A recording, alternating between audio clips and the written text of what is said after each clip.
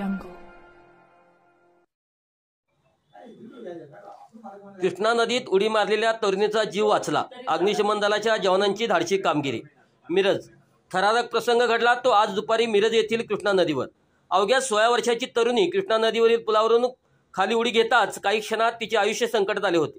मात्र महापालिका, अग्निशमन दलाचे जवान रोहित निकम आणि विनोद मगदूम यांच्या वेळेवर दाखवलेल्या धाडसामुळे मोठी दुर्घटना टळली. गणेश मूर्ती विसर्जनासाठी दलाची बोट कृष्णा घाटावर सज्ज होती. त्याचवेळी तरुणींची नदीत उडी ही घटना घडली.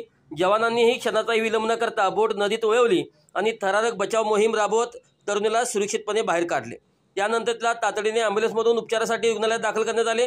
जीवावर उदार होऊन केलेल्या या धाडसी कार्यामुळे अग्निशमन दलाचे कौतुक होत असून वेळेवरची तत्परता म्हणजे जीवनरक्षक शौर्य याची जिवंत साक्ष या घटनेतून मिळाली आहे.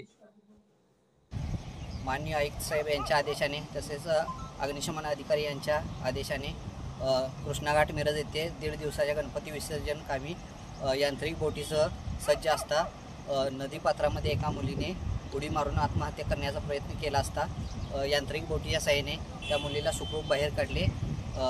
108 ॲम्ब्युलन्सच्या साहाय्याने त्या मुलीला मिरज सिव्हिल येथे उपचारासाठी दाखल केले.